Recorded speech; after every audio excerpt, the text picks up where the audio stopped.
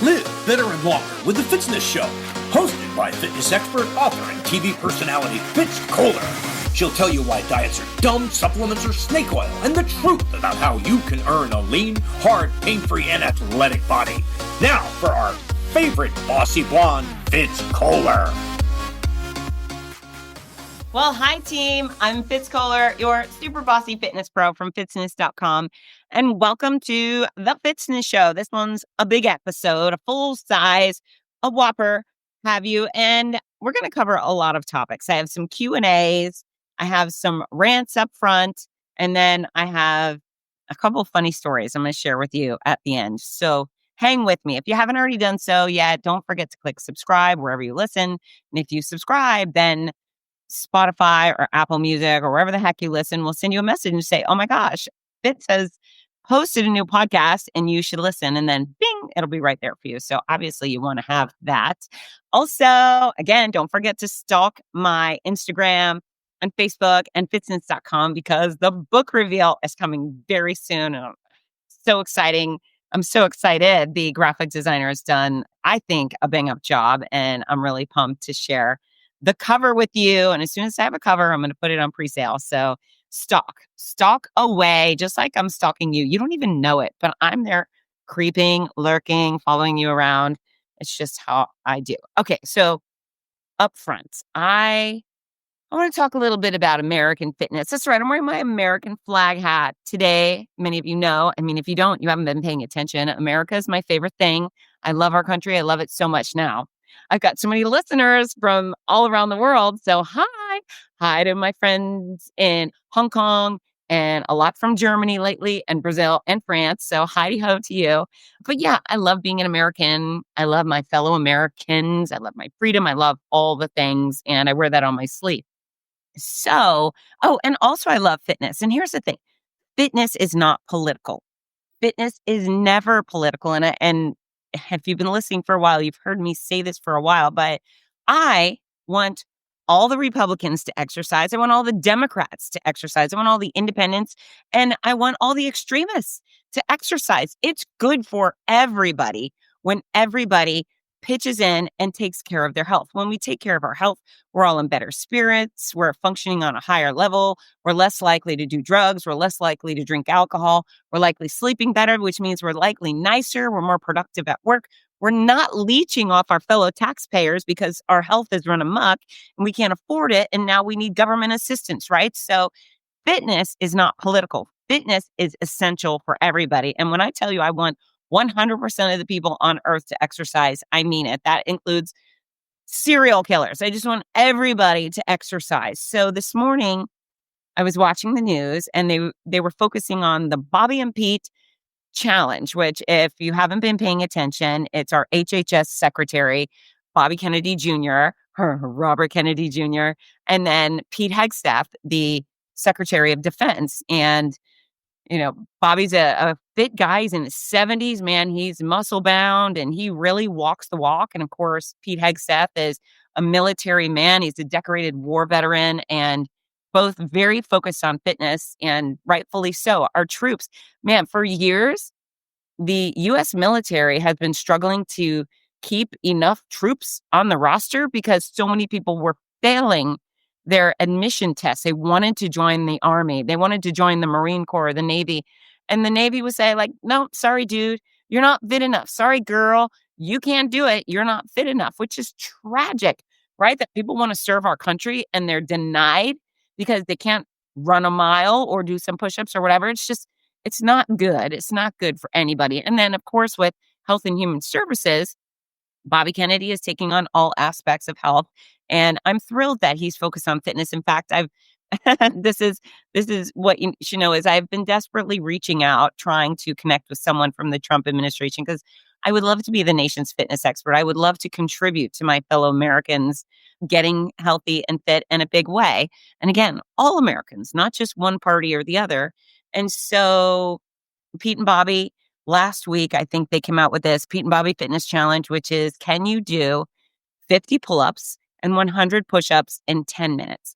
And they started off by demonstrating that they personally could do it. I think they both could do 100 push-ups and 50 pull-ups in about 5 minutes and 30 seconds. Super fit guys. Yay for them. And they did that, I believe, with a bunch of, it was either Army or Marines. And the best one, the person who completed that task in the fastest manner was a female. A for her. Good for her. She was demonstrating what a badass she is. And yes, women can do full pull-ups.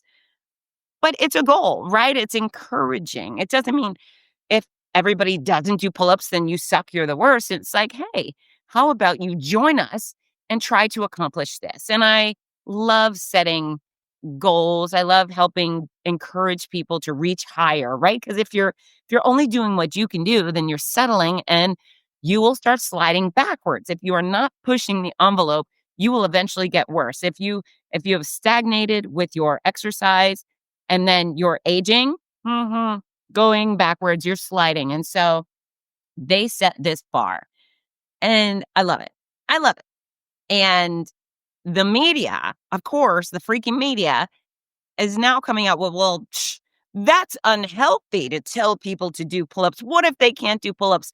And I think, oh my God, dum-dums, you have to find a negative in every freaking positive, because when someone's encouraging you to exercise, it's a good thing. They're not standing over every American like a Marine Corps drill sergeant saying, hey, loser, do it. They're saying, hey, aim for this. And I can do it. But if I'm going to do this challenge, which I will, I'd like to very much do it and probably record it or take some photos. I can definitely do 100 push-ups in 10 minutes. Pull-ups, I would have to do modified pull-ups. And so I would do them using a gravitron, or I would do them with a very thick rubber band strapped between the bar and my feet. I would do modified pull-ups. And that's the message here is go do what you can. And if you fall short, fine. Maybe this week you're going to do 10 modified pull-ups and you're going to do 10 modified push-ups. And that's awesome. Maybe you're someone who aims to complete the Bobby and Pete challenge by Christmas time or by the summer of 2026. But isn't it freaking incredible that someone in our country's leadership is saying, hey, go exercise, try to be fitter than you were? Because about 4 years ago, 5 years ago, whatever the date is, they were telling you, hey, loser, stay inside. Don't go play sports. Hide out. Wear a mask. Order in fast food. Not cool. Not cool. As a fitness expert, I was nauseated. I was disgusted. Absolutely disgusted that they were shutting down gyms, shutting down parks, shutting down playgrounds, shutting down beaches. So Americans cannot go out and get fresh air, get outdoors, get some exercise. So we finally have some folks who are saying, hey, let's change it and let's aim for this. Now, hopefully they set a walking challenge or a running challenge or a swimming challenge too, because variety is the spice of life when it comes to fitness, right? Hopefully they phone me and they say, hey, Fitzkohler, what's next? I say, okay, I'm ready. I got my little American flag hat. Here I go, right? But this is a good thing. And it's just so freaking political, which makes me cranky because, again, I'll say it again, fitness is not political. And last I checked, Bobby Kennedy Jr. has a D by his name. He's a Democrat. Yes, he's working for a Republican administration, but who the F cares? Someone's suggesting we exercise. That's a good thing. So I hope you all will consider taking the Bobby and Pete challenge. I hope you will aim for modified push-ups and then maybe even all the way push-ups where you have no help. Why not? If you can, great. If you don't have any cervical spine issues, why not? Why not aim for one freaking pull-up? Can you do that? Maybe. I bet you can. And so I love it. I love that someone's setting the bar. I'm so appreciative that there are Americans at the top of the heap with the loudest microphones and all of this media attention saying, do some push-ups. I freaking love push-ups. I wish everybody would do push-ups every other day for the rest of their life. And of course, pull-ups, man, they're hard, but a lot of people can do them and they should. And so, yeah, I just had a little rant because it just drives me crazy when people start manipulating things because, maybe they don't like Bobby Kennedy or they don't like Donald Trump or they don't like Pete. I don't effing care. Who cares? It's push-ups. It's pull-ups. It's exercise. Hooray. We want our friends and our enemies to exercise. And again, if our enemies exercise, they are likely to become nicer people. Maybe they'll turn the corner and be your friend. Maybe they'll be smarter and more capable and more resourceful and they'll support themselves. And so thank you for letting me get that off my chest. I hope that resonated with you. If it didn't, whatevs. You just reach out to me and say, screw you, Fitz-Koehler. Push-ups and pull-ups are bad if the administration advises them. Whatever. I can listen. I can listen. Okay. And then the other thing that yesterday I was at my dance lesson.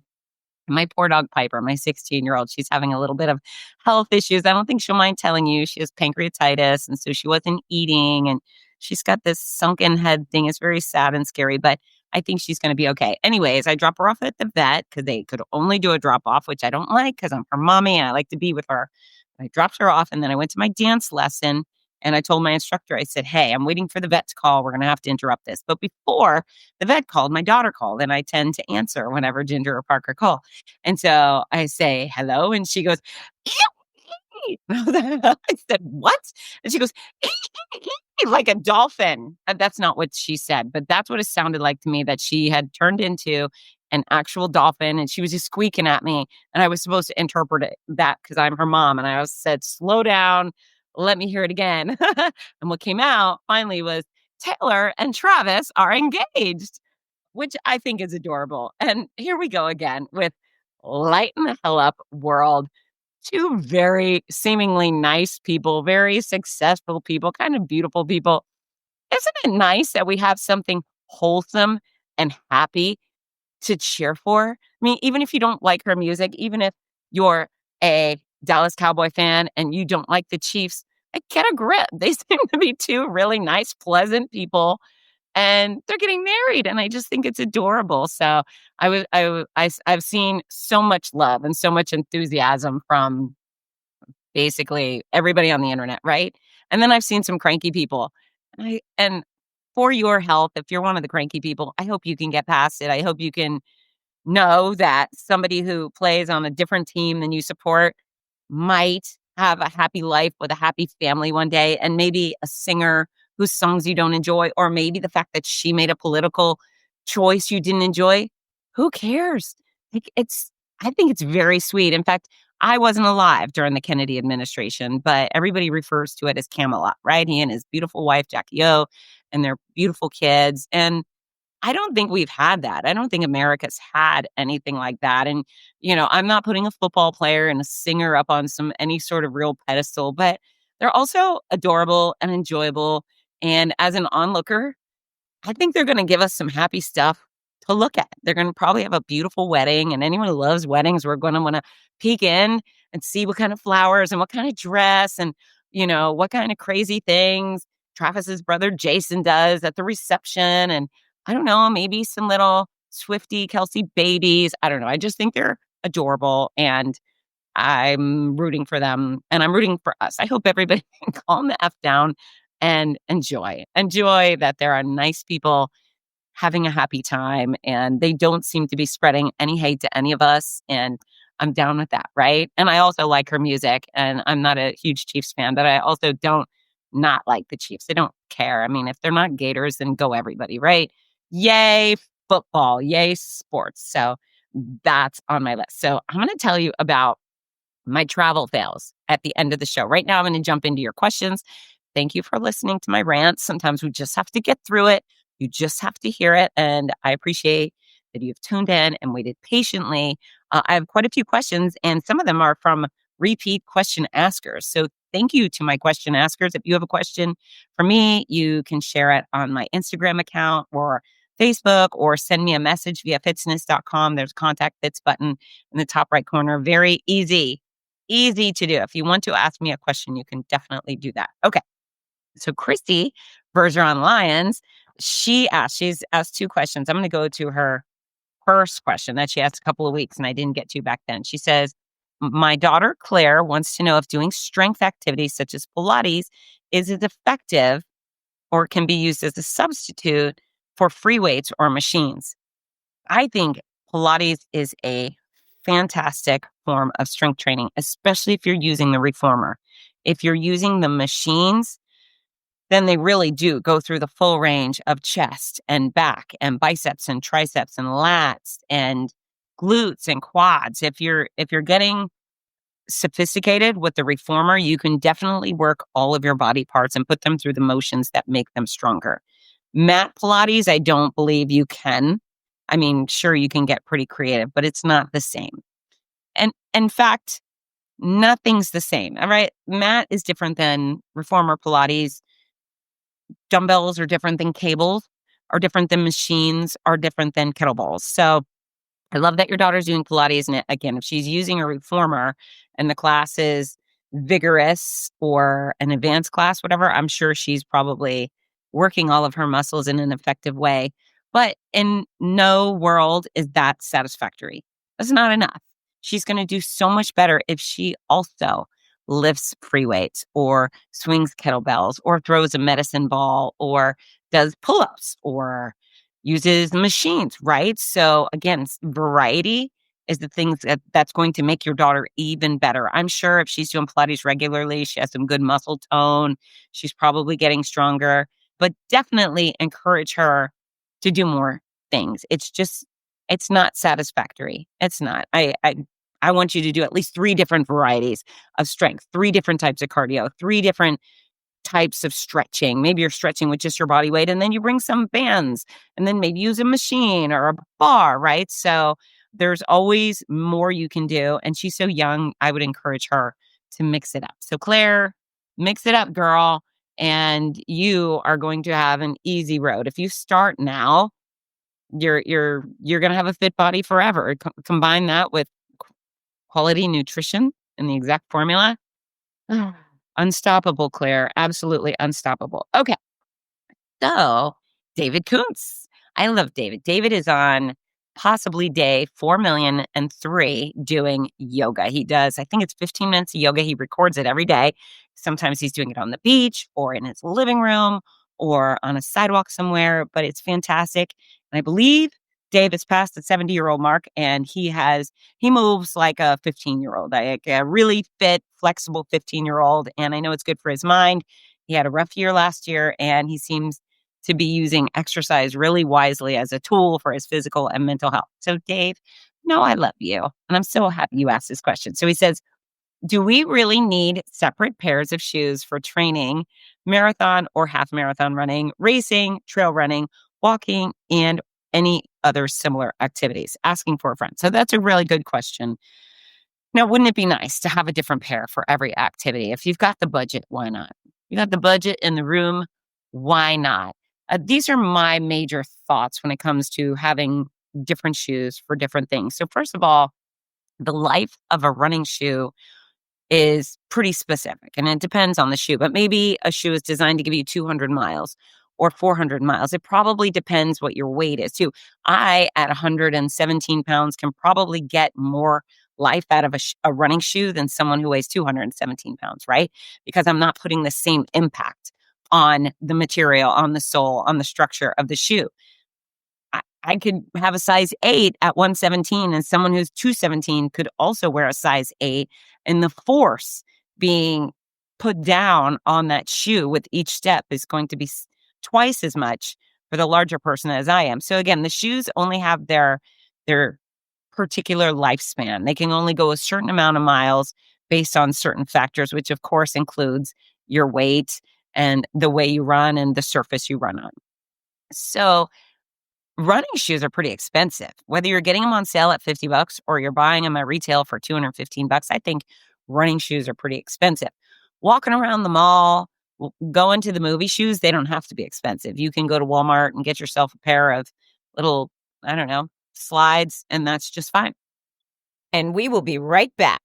Wouldn't it be fun to feel like a celebrity on race day? Imagine if all the spectators between the start and finish line were calling your name. Well, they would if they could, and that's why you have to tell them by ordering the Name Bib Kit at penandpaces.com. It's a waterproof, tear-proof bib. You can put it on your chest. It comes with 2 sets of alphabet stickers for you to write your name. And so as you cruise on by, everyone can say, go Katie, go Jamal, go Susie, whoever you are, they're going to cheer for you. I promise. It's a special way to race. I ran the Boston Marathon with my name on my sports bra. Felt like everybody in the town of Boston was cheering, go Fitz. And I want that for you too. So head on over to penandpaces.com right now, order your race bib, and have the time of your life. We're back. So knowing that every step counts in a shoe, is it wise to use your expensive running shoes while walking around the mall? Because a mile you do at the mall counts as a mile on the shoe. It doesn't matter if you're running or just walking around the mall, you're still using one of those miles. And again, once the life of the shoe is technically done, of course you can still wear it, but you won't be experiencing the same support that you were hoping for. So if you wear out the shoes doing mundane things, roaming around shopping, going to the festival, walking through the airport, then you're not getting your money's worth out of the shoe. So I think for starters, that's an important thing to consider. If you have all the money in the world and you've got an endless budget to keep buying running shoe after running shoe after running shoe, and that's what you'd like to wear all the time, well, then fine. Okay. But what I traditionally do is I have historically bought running shoes that were ugly. That's right. I have bought running shoes that were ugly. So I would be deterred from wearing them to the airport or the mall. In fact, I don't know, maybe it's because I'm a grown up now. I don't want to wear a running shoe to the mall. I don't want to look that way. I want my wardrobe to change. I don't want to always look like exercise girl. When I show up at a restaurant or a movie or the mall, I want to wear casual clothes. I want to be in cotton or something else other than spandex and sweatsuits, right? There's like step it up a little bit. I used to get on my kids about that. When you're going to school, don't wear exercise clothes. You're at school. Look like you care. And so I think starting there is a great way to get you out of your running shoes. Are you going to go on a date and wear running shoes? Pay attention. That's right. I'm poking you in the chest, knocking you on your head. You should not be on running shoes if you're on a date unless you've been running. If you're going out to a restaurant, put on the casual stuff. Put on your cowboy boots if you want to get busy. You know what I'm saying? Those are sexy shoes people might bite off on, or some high heels, some stilettos. There are some sexy shoes. I think shoes are really hot or can be really hot. And so maybe you make that choice. You're just going to choose fashion and also comfort while you're doing casual things, and you're going to use your exercise shoes for exercise. So I think I've been clear on those things. Now, he mentioned trail running shoes. Trail running shoes are different than road racing shoes. Trail running shoes are, what's the word? They have different texture, so you don't slip. They're not smooth. A road shoe can be pretty smooth. Trail shoe, not smooth. It's meant to grip the ground so you don't eat it. And they're also quite expensive. Do you want to waste your trail shoes running on the concrete? I wouldn't. I would reserve the trail shoe for the activity it was designed for, and then use your road racing shoes for the road. Now, he mentioned racing shoes. So I run. I don't really race. Even when I'm at a race and I'm going the distance at a start line and a finish with a medal attached, I'm almost never racing. I don't try to run fast. I just try to run far sometimes, or even I try to run a short distance, but I am not someone aiming for speed. I don't wear a watch. I don't care. I also don't care if you think I'm slow. It doesn't matter to me. So I particularly am never racing. Some people get specific racing shoes. These shoes are lighter in weight. Maybe they have the different plate technology that helps kick them off a little faster. Those shoes are also very expensive. Do you want to wear those while you're going for a training run? I don't think so. I think at those prices, which are traditionally over $200, that maybe you would reserve them for actual racing. You could get a racing shoe to last a couple of years if you're only wearing them during actual races where you're trying to beat your time or beat other folks at a race. So yeah, there's a lot of good incentive to mix things up. And then of course there's training. He said the quote unquote training, which could be strength training, using the elliptical, some non-impact activities. I mean, for that you can, yeah, if you're wearing your running shoes at the gym, you're really not. If you're just doing strength training, you're not putting on many miles. There's no real harm, foul in that, because a gym only has so much space. I like to wear my running shoes there. I could also put on some Adidas Samba Classics because if I'm strength training, it's a non-impact activity. Who cares? So yeah, that's where I'm going to give you some wiggle room. But if you have shoes for basketball with that are high tops that are smooth on the bottom, don't wear those out running. They're designed for basketball. The activities involve the twisting and the turning, and basketball is very different than road racing. So I certainly believe that each sport deserves its own footwear, but really it's about wearing out your fitness equipment before you have to, right? If it's a tool, if your running shoe is a real important tool for running, then save it for running. Save it for running. Save your budget. Again, if you've got all the money in the world, then you do you and just buy some more, but I wouldn't. And then that's my little pro tip is buy some ugly running shoes so you would be mortified. You would be embarrassed to go out to a restaurant or a festival wearing those hideous orange/yellow running shoes. If they're gross, you're not going to wear them out. Okay. The end. Thank you for that question, Dave Koontz. I love you. And he doesn't even have to wear any shoes while he's stretching. Sometimes he's barefoot, I think. Okay. Yassine Gane, he says, and Yassine's great. We love Yassine. He's working so very hard. He does boxing classes all the time, and he does road racing, and he does triathlon now, which is very impressive. So Yassine, you're doing great, and I'm watching. Keep going.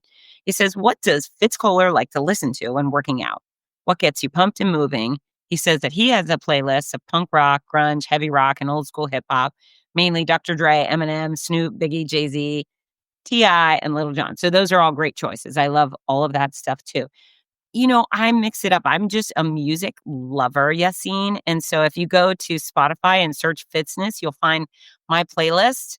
But it ranges everything from rap music, hip hop, which I also love, Eminem. I love the women, the Cardi B, the Megan Thee Stallion.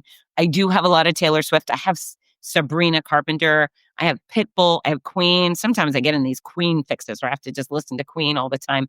I love In Excess. What else? Ludacris. Ludacris is almost always on. Sir Mix-a-Lot has some good stuff.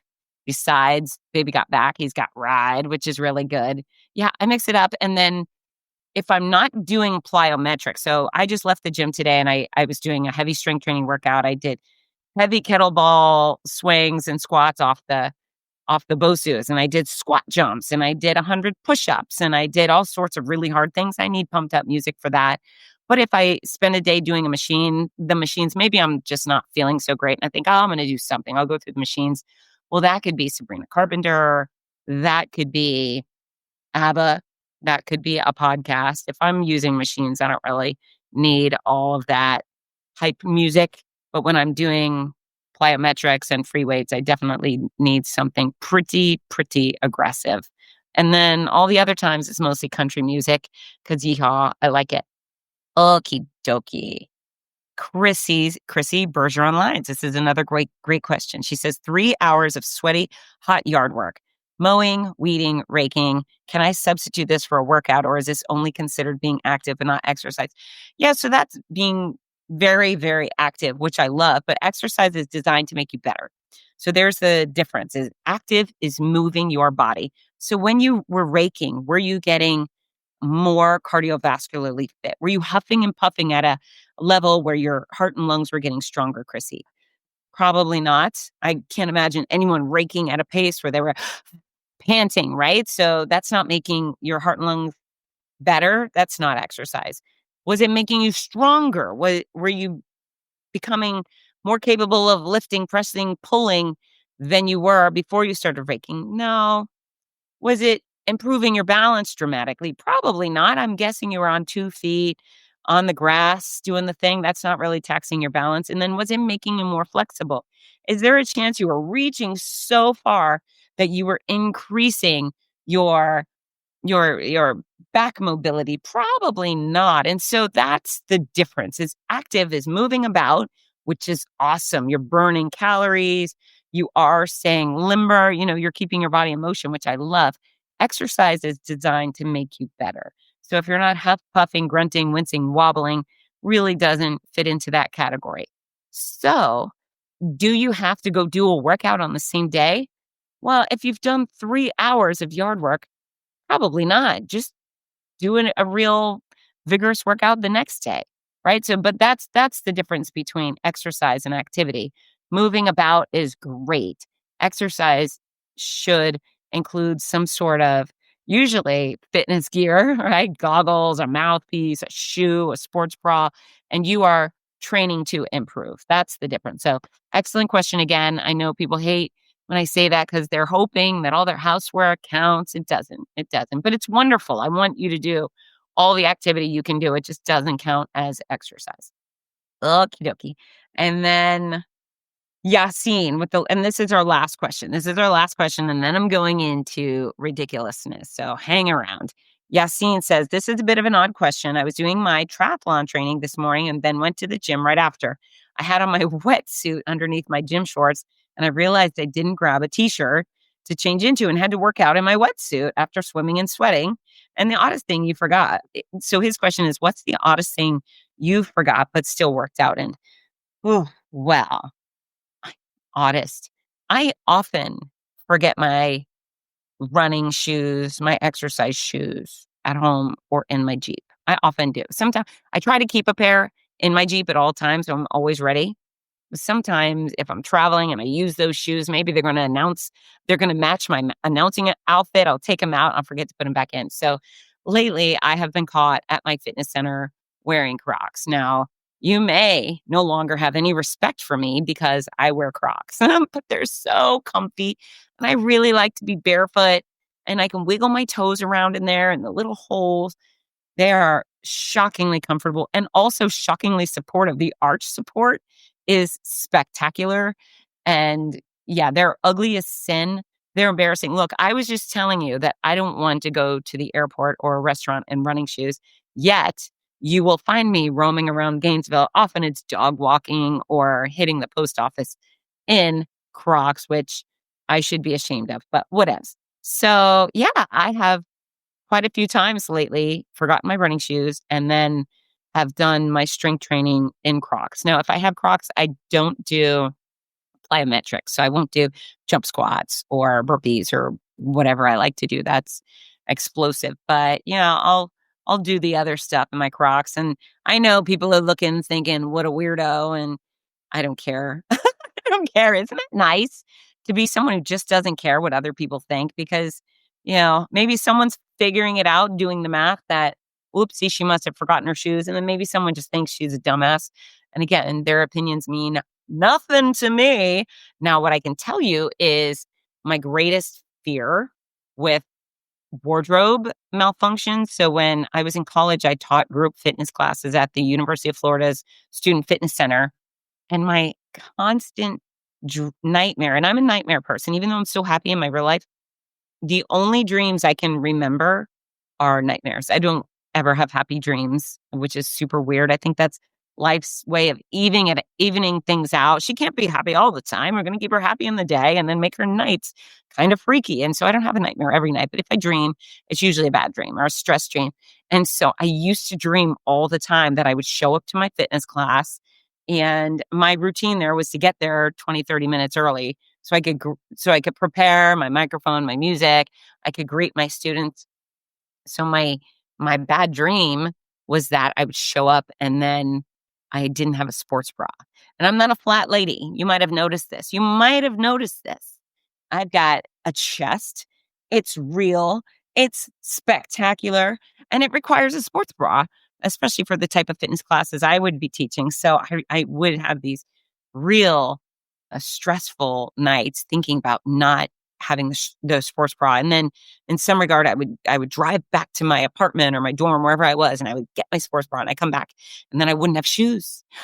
And then when I'd finally gathered those things, then my music was missing. It was just constantly missing those things. So anyways, thankfully that never happened. I don't think I ever showed up to a fitness class to teach with no sports bra, but I used to have a lady who would take my classes on the regular at UF, and she never had a sports bra, and she was quite chesty, and she would exercise in a one-piece swimsuit.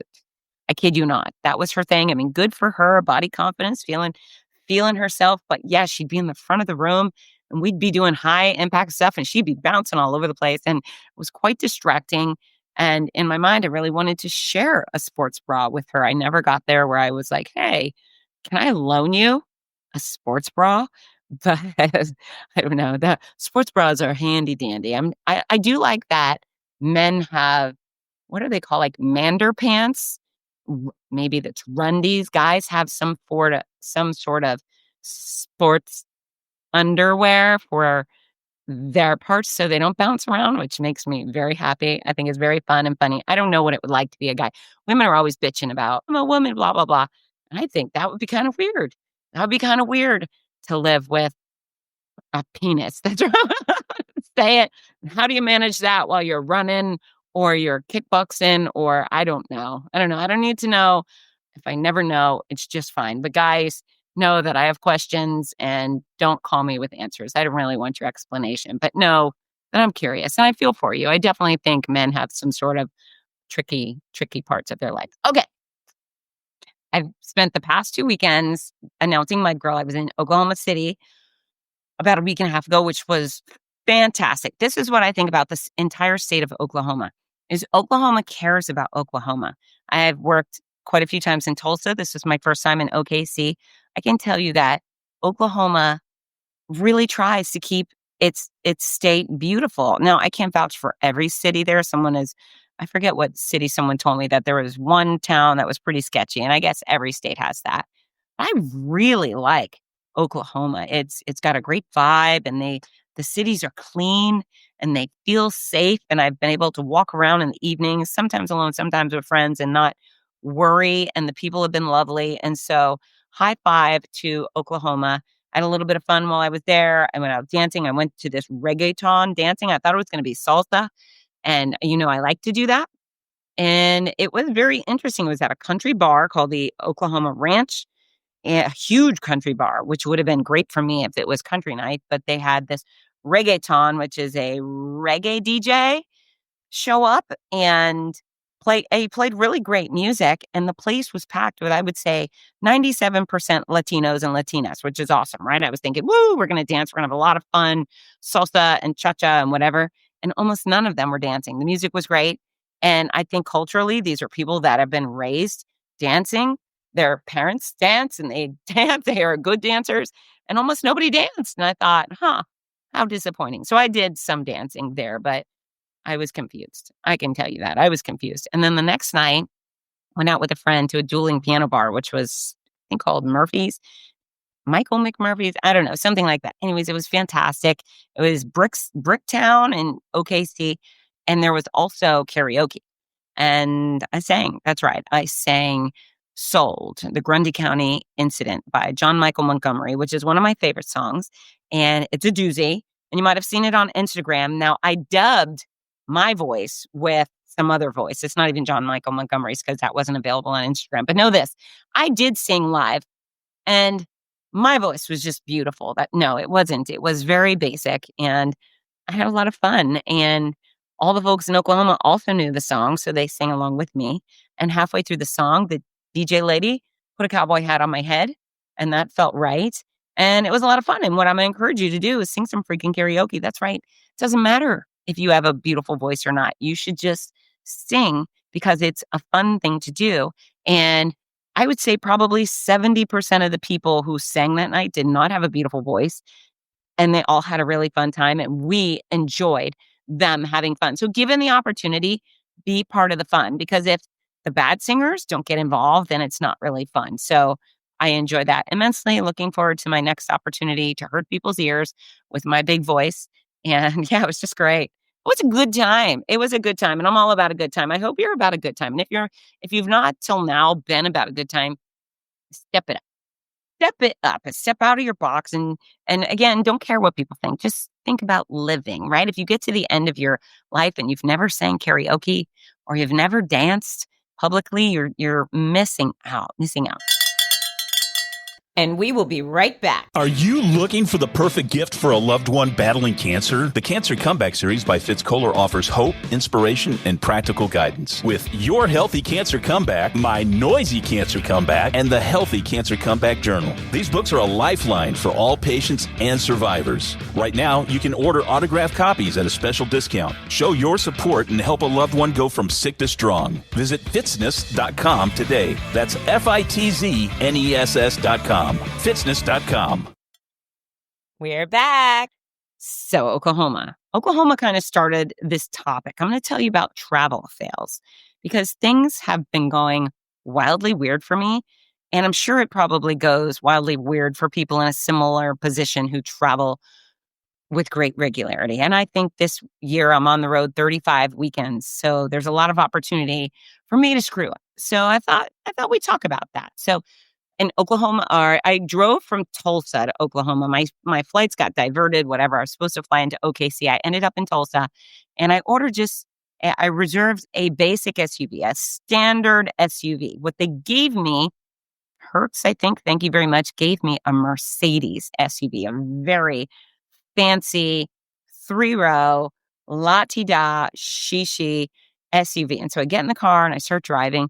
It's not till maybe the end of my 2-hour drive that I start poking around in the screen and I discovered it's got all sorts of neat, what do they call kinetics? It's the chair will move a little bit. And there's the seat heaters, which I love, which I live for. My Wrangler has none of that. I've got zipper windows and it's stick shift. There is no creature comforts in my Jeep, which is just fine because it's more fun than any other vehicle on the planet. But this thing is shishi la di da. So I've got the seat wigglers and the heaters, and I'm driving, and I pull up to my hotel, and there's only valet. That's my only choice. I can't self park it. I pull in, and the valet comes up, and I put the car in park, and then I try to get out, and I can't. I cannot figure out how to open these doors. And so the valet is a young guy, very cute. He's standing at the window, like waving his hands, like, open the door, lady. I'm like, I can't get out of the car. I've got my hands up wiggling. I can't get out. And so all the buttons, it took me, I would say, a good 60 seconds to figure out how to exit that vehicle. So I got out and we laughed. She's like, oh, you're not the only one this happens to. And I thought, yeah, sure. Yeah, sure it does. The other thing that happens to me regularly in rental cars is that I can't figure out how to open the gas tank. I mean, I, some of them have little levers or buttons. Quite often the levers and the buttons are hidden amongst the center console or under the seat or under the dash. Some of them don't have a button at all. You just got to press on the little gas popper thing, the little gas door. But I've spent an inordinate amount of time trying to figure out how to pump gas into my vehicle because I can't get the gas thing open. And it's always a last resort. But I have, on occasion, gone over to a man at a gas station, said, can you help me figure out how to open up the gas thing so I can pump gas? It's very humiliating. It makes me feel like a very stupid blonde woman. It's very stereotypical. But none of the cars are the same anymore. Sometimes I've actually, oh my gosh, they're screwing around with the gear shifts. So it's not the center console, park, reverse, neutral, that thing. No, it's not next to the steering wheel always. Sometimes there are buttons over by the stereo and or buttons that are, I just can't even explain to you, or a twisty knob in the center console, which again makes no sense. So there I am trying to figure out, well, okay, I got this rental car. I got to get where I got to go. I don't know how to put it in drive, which again feels very stupid. And if I ever have to ask for help, now mind you, I haven't asked for help on that. I've been able to figure it out. But what do I tell myself? I sit there and I go, I have a master's degree. I start convincing myself that I'm not a stupid person when I get in these stupid situations, when I start to feel like a very dumb girl. No, I'm not dumb. This car is dumb. The manufacturer is dumb. I don't know why. I don't know why they're trying to be so freaking fancy. And maybe it works if it's your own personal vehicle and you learn it once and then you get used to it. And then the little twisty knob by the radio makes sense for your park reverse drive situation. But yeah, it doesn't make sense to me. And sometimes I have a different rental car every 2 days. It's just very, very confusing. So, all right. So that happened. And then in OKC, I was in my hotel and I was getting ready for bed. I'd been in the hotel off and on throughout the afternoon. I didn't have the lights completely off. It's about 12:30 after I leave the country bar where nobody was dancing to the reggaeton music. And I got to get to bed because I got to wake up early, and I turn off all the lights, and there's one on. It's on the wall. It's a tall, skinny light. It's got some sort of tattoo on the wall. Said something about waking up dangerous. I can't remember. Anywho, there's no switch. There's no switch on the light. I'm touching it all over, caressing, fondling, rubbing the light. There's no switch anywhere. I'm looking around. Is there a switch on the wall? There's no switch. Oh, and so recently I watched a Nate Bargatze special where he was actually talking about being in a hotel and there being lights he couldn't turn off. And then he felt too stupid. So he says he slept with the lights on. And then I thought, God damn it, I'm in this Nate Bargatze skit. This is happening to me because I tried the lights by the door, by the bed. There were buttons on the desk. So I eventually give in and I call the front desk and I say, hey, I can't turn off a light. Do you know how all these lights work? And they were dumbfounded, but they said, maybe press the buttons on the desk. I said, okay, I'll try it.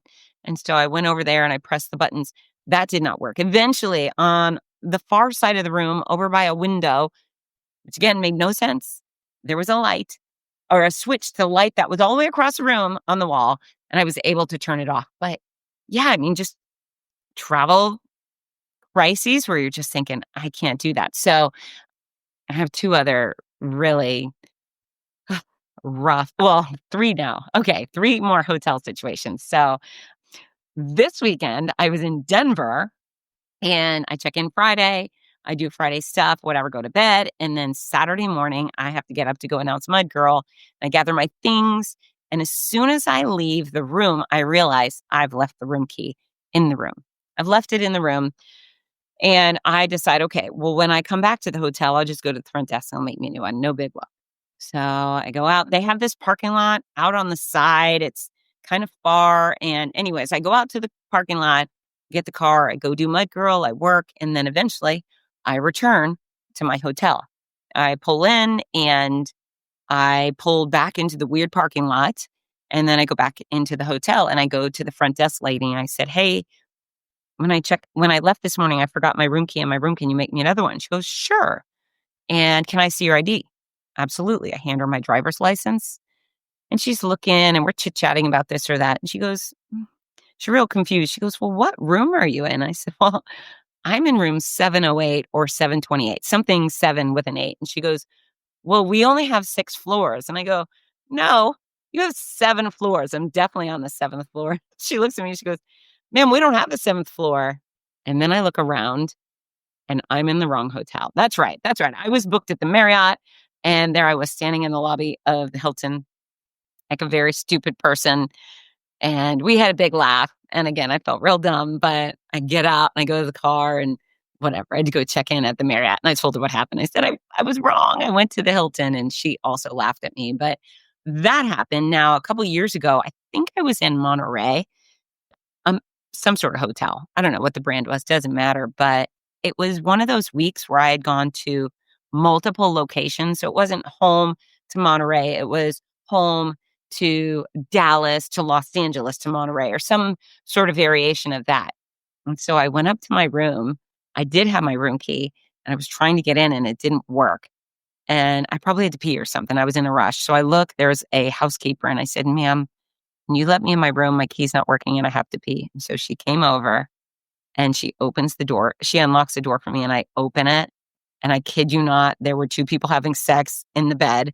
And as soon as I opened up, they both sat up in bed. I was like, whoops. And I slammed the door shut. And instantly I knew, oh no, I gave the wrong room. I'm in the wrong room. And the appropriate room number just flashed into my head. I was like, oh no, I'm not 428. I'm 735 or whatever. But mortified, absolutely mortified. Can you imagine being those people getting it on and having me just fling that door open, walking in? Now, there's another chance that I could have said, like, what are you doing in my room?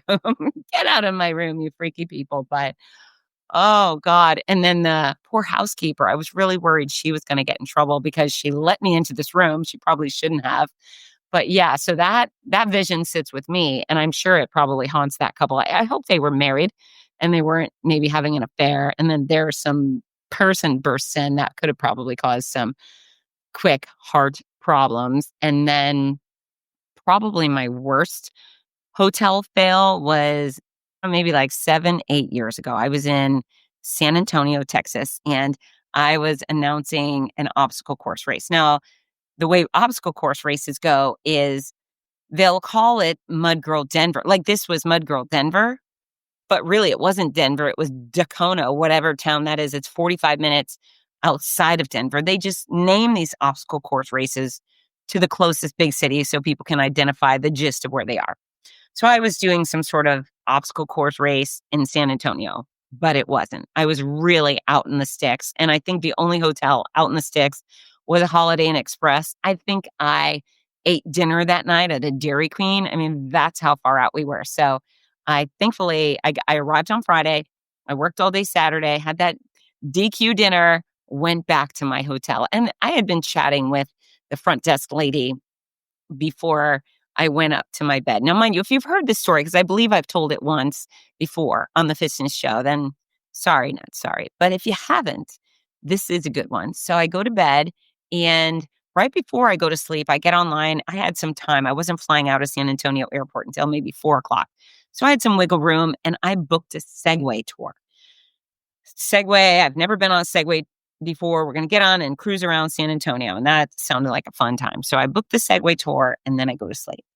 And maybe at like 2 o'clock in the morning, I wake up. I have to pee. So I get up out of bed, and I don't turn on the lights because I don't want to stimulate myself. I want to be able to get right back to sleep. I'm thinking groggily, go into the bathroom, pee, go right back to bed, keep my eyes closed almost the whole time, and then I'll fall right back asleep.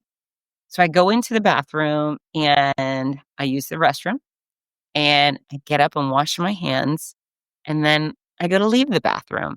What I don't realize is the very heavy door had shut while I was using the toilet. It just shut on its own. And I didn't know that because it was pitch black. And so as I go to leave the bathroom, I slam my forehead into that. Well, I just, boom, smack right into the super heavy door. And I, I mean, what an alarming way to wake up. I was jarred. So I'm jarred and it hurts because I hit it hard. And I fling open the lights, and I kid you not, I look like Carrie from the movie, the scary movie. That's right. That was me. I normally sleep, again, TMI, and a little bra and undies. And I turn on the light, and I'm covered. And your head apparently bleeds a lot. This is what I learned. My blonde hair is now soaked with blood. I mean, it's pouring. I've got blood all over my chest, blood all over my tummy, my undies. Everything is covered with blood. It looks like I've been massacred. And so I'm staring there in the mirror thinking, oh shit, what do I do? I mean, I'm in the middle of the boonies. I'm bleeding profusely from the forehead, covered with blood. And I'm at a loss, right? So I have to decide, am I going to call an ambulance? Am I going to get in my car and drive 45 minutes in the middle of the night to San Antonio to get to their hospital? There's probably nothing nearby. And so what I do is I just decide, and the gash was like an inch and a half. It was a sizey gash, maybe 2 inches. So I get on the hotel phone. I call the lady who I'd been speaking to previously. I said, hey, this is Fitz. We were talking earlier. I don't want to alarm you, but I just split my head open on your bathroom door. Would you be able to bring me maybe some Band-Aids and some ice? And so a few minutes later, she shows up. She's got a little bag of ice. She's got her first aid kit. There's one Band-Aid and one little tiny miniature packet of burn cream. She's like, you can have it all. So I take it, I clean up, and I put the little Band-Aid on this head. And again, the Band-Aid is soaked through. And I just decide I'm going to do nothing. I'm just going to do nothing because I don't want to go to the hospital. I just don't want to do it. And so I don't. And so I'm also sitting there alone in a state. I have nobody with me. It's just me. I say a different state. That's not my own. I'm Floridian. I was in Texas. So I thought, well, I can't really call anyone. Like I couldn't call my mom in Fort Lauderdale and say, hey, mom, which would have been 4 a.m. for her. I just want to let you know that I'm in Texas. I split my head open. I'm not going to do anything about it. So you just sit there and worry. I'm going to let you worry for the rest of the day. So I decided to just keep it to myself. And I also decided to stay awake because this goose egg was forming. And I thought, well, if I stay awake, at least I'll know it if I have a concussion, right? That was my thinking, whether it was right or wrong. So I'm the morning comes around. I'm like, all right, well, I guess I just got to pack up and get going. And so goose egg, check out a hotel. I stop by a gas station to get a few more Band-Aids and put it on my goose egg. And I decide, well, I guess I'll do the Segway tour because why not? I'm going to be here. And yeah, I got to the Segway tour. The very first thing they gave me was a helmet. Oh, which isn't great when you have a big goose egg on your forehead. So the helmet sat on top of the goose egg. I did the Segway tour. I flew home that night, and I have a good friend here in Gainesville, John Tyrone, who's a plastic surgeon. So I called him or texted him privately. I said, hey, I just split my head open. Can I come in to see you tomorrow? Maybe you can help. And so he said, yeah, come along in. So I did. And he took a look. He's like, Fitz, it's too late. I can't do anything. It's just too much time has gone by. I would have stitched you up if I saw you yesterday, but no can do right now. And then he said, it's a crush injury. So you may end up with a dent. And so I thought, man, there I go, having a dent in my head. But thankfully, I didn't have a dent. The scar has faded beautifully, and I don't have a dent in my head, or at least not in my forehead. There might be some other dent, but yeah, you know what? When you travel so much, weird stuff is bound to happen, and it definitely happens to me. I have the weekend off, which is nice. I feel like I won't be confused this weekend. No one or nothing will get the better of me this weekend. And then next weekend, I'm off to Utah, and I'm sure some ridiculous situation will unfold. But yeah, it's just, I don't know. Part of me feels really dumb sometimes. And then the other part feels like I just leave this crazy hectic life where I'm in all these strange vehicles and strange places, and I'm busy, and maybe chaos is supposed to ensue, right? Maybe. All right. Thanks for listening to me vent about all that stuff. But yeah, if you've had some crazy hotel or travel scenario that you would like to share with me, do so. Go to fitzness.com, click the contact Fitz, and just tell me about your story. Maybe I'll bring you on the show and we can talk about it. We can tell everybody. Okay. So communication tip of the show is to have a firm freaking handshake. I think you should work on that. Men, women alike, everybody should have a quality handshake. And it's not very hard to do, but nothing's worse than a weird, limp, strange handshake. And if you have clammy hands, the best thing you can do is get a firm handshake, because then people can't even feel the clammy. They just feel the firmness. But it's a good show of confidence. It makes you seem more trustworthy. So hand in hand, get a good grip, a good 1, 2, 3 shake. Don't let it linger too long. But yeah, handshake, boom, boom, and move on. But people will think, instantly you portray yourself as a confident, capable person if you can deliver a quality handshake. Again, ladies, you got to do this too. I try to give really good handshakes. If I'm going to shake a hand, I'm going to shake a hand. If I'm going to give a hug, I'm going to give a real hug, not a limp-wristed weird hug. I'm going to give a good squeeze. But yeah, firm handshake, importante. And our song of the show, well, how could I not? John Michael Montgomery's Sold. I need you to add that to your playlist. It's already been added to the Fitzness playlist on Spotify. And of course, you can listen to that for free. And Yassine asked what I listen to while working out. Most of it is on that Spotify playlist. So I love you. Thank you. Thank you so much for listening. I hope perhaps you have a friend you may think will enjoy the Fitzness show, and you will share it. You'll share it on your timeline. You'll share it on an Instagram story, or you'll share it via email or text. Say, hey, listen to this one. This one's relevant to you. I love you. That's it. Get to work, team. Bye. Mwah. Hi, this is Rudy Novotny, the voice of America's Marathons. We all love how much running has benefited every aspect of our lives, so much so that most of us only wish we'd started sooner.